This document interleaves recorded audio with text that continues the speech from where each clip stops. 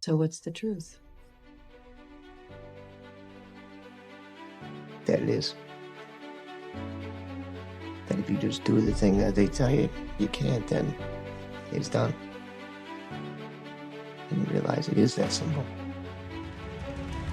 That it always was. There's a quote that states, life is 10% what happens to you and 90% how you react to it. Which means that your reaction is drastically more important than the circumstance. And that's critical to know. It's critical to understand that no one in life has more power over your own situation than you. And there's an old story that hits on this point exactly. There's a father and a daughter. And basically the daughter's complaining. She's complaining about life, how difficult things are. She doesn't know how she's going to make it in whatever it is she's doing. I mean, the bottom line is she's tired of the day-to-day, right? And her father gets this idea. He says, come with me into the kitchen.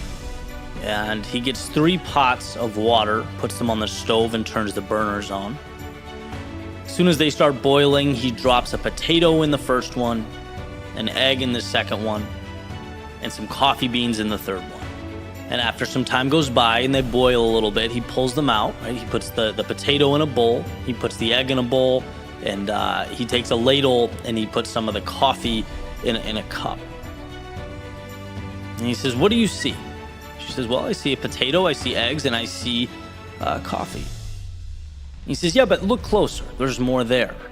And she goes and she touches the potato and it's now soft.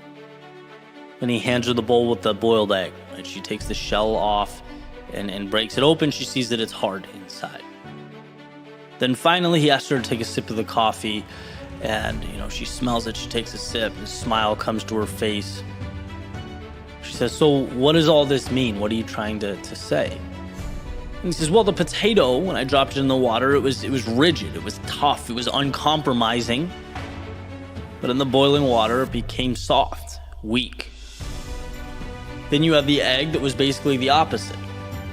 This delicate layer protecting a liquid center, and the boiling water made it hard. And then there was the coffee. That wasn't just changed by the situation. It created something new. It took the same adversity and used it as a lever to bring something beautiful into existence. He then looks at his daughter and says, look, when things become challenging, when things become difficult, which one are you? What's your approach?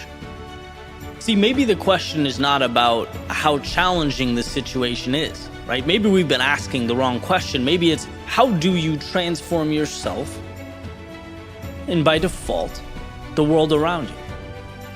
How do you take your strengths, your values, your loves, your joys, your happiness, and let that lead you into something bigger?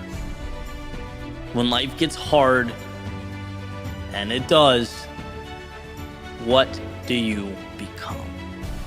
I always remind myself, we are not defined by life at peak state. As much as I wish that were the case, right? We're not shaped by the easy days or the times that we floated by. Because those times are great, they're enjoyable, but they're not what make or break us. It's the times that challenge us and ask us to be what we have not yet become. And this is another one of those, simple but not easy type things, because on paper it makes sense, it's understood. But it's an outlook that manifests over time. It's slowly stacked piece by piece and brick by brick, realizing that every situation provides you with tools to make something out of an apparent nothing. And then it waits, right? Because fate is in your hands. And I can certainly think of, times in my life, that's one of the reasons I love these stories. I can reflect where each one of those pots of boiling water was relevant, right? I can think of times I was too headstrong, like the metaphorical potato. I thought success would be easy. I thought projects would be simple to execute. I spent months doing things that just weren't good Because I didn't ask, what does the world need? I asked myself, what do I want to give the world? And there has to be a marriage there, right? And it was a quick reminder that the world owes me nothing. I was humbled or softened, as the story goes.